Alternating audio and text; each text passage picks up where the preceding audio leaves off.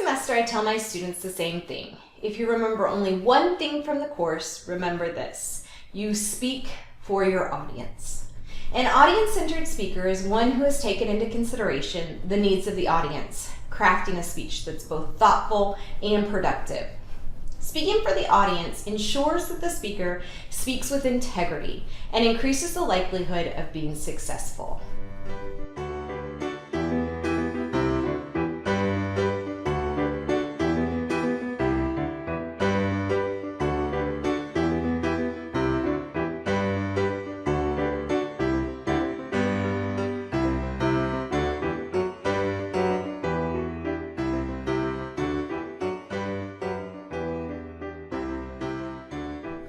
Today I want to discuss audience analysis and let you know that it happens in 3 stages: before, during, and after, with each stage influencing the angle of the topic, the supporting material, and your speaking goal.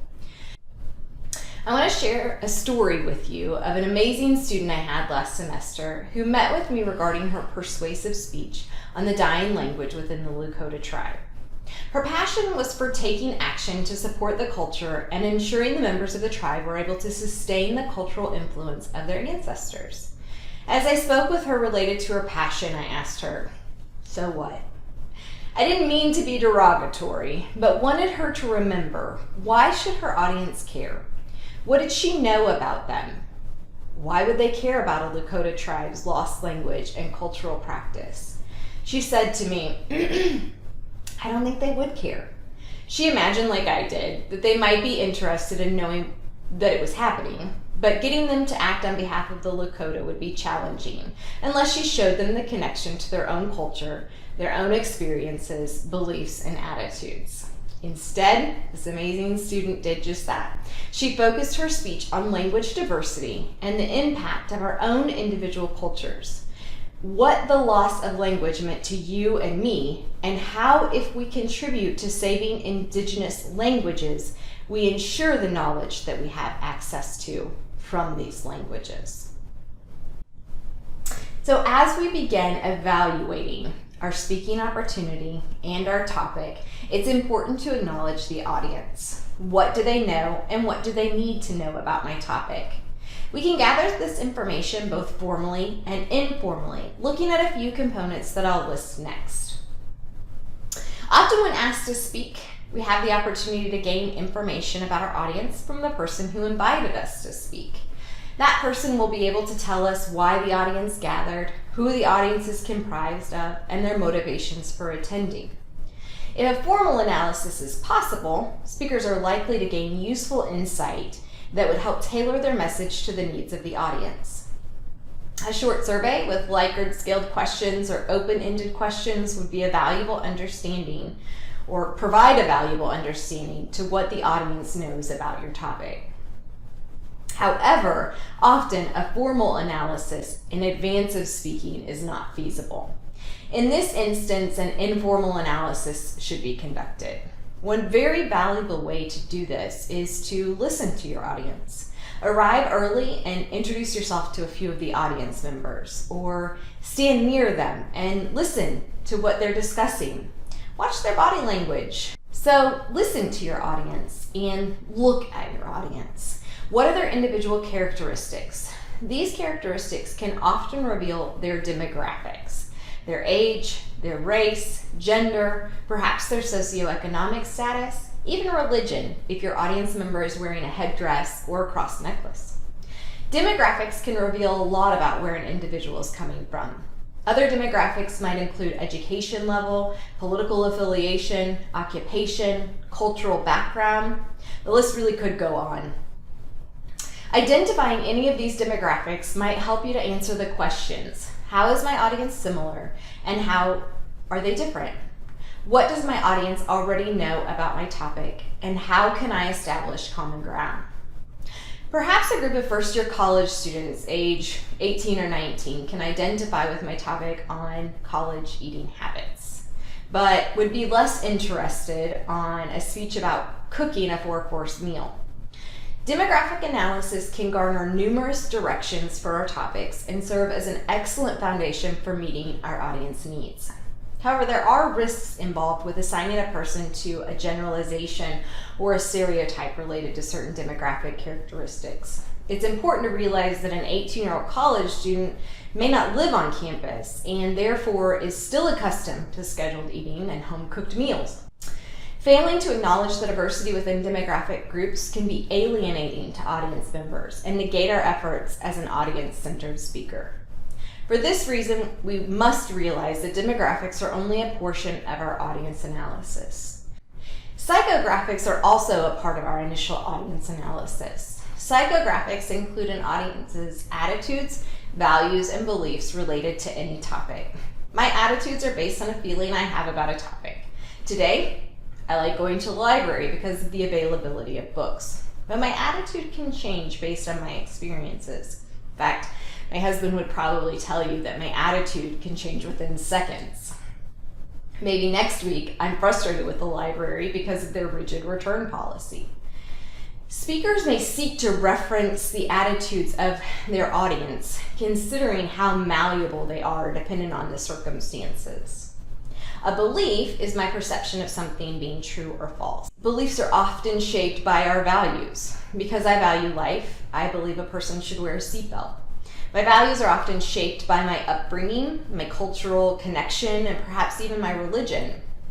Values do not often change, and in this instance are important to a speaker's understanding of an audience because of how values might dictate their decisions.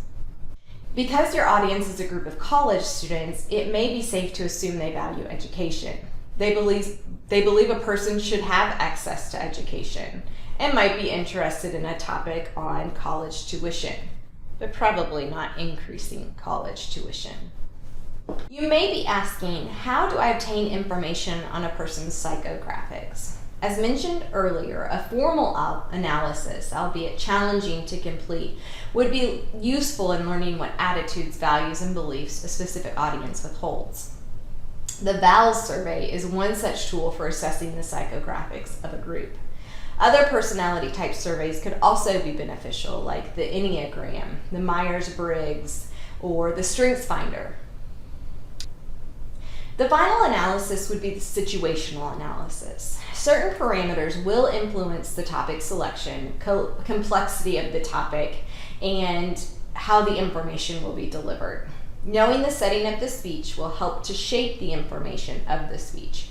The time of day, the tools available, the time restraints will all influence the speaker and the audience. So as a general rule of thumb, I don't use any food-related examples to a group or audience before lunch. The situation is that my audience may begin getting hungry in a pre-lunch session, and referencing food during my speech may influence them to become distracted. We've covered a lot. Been given a bit of guidance and some warnings related to both demographic, psychographic, and contextual analysis.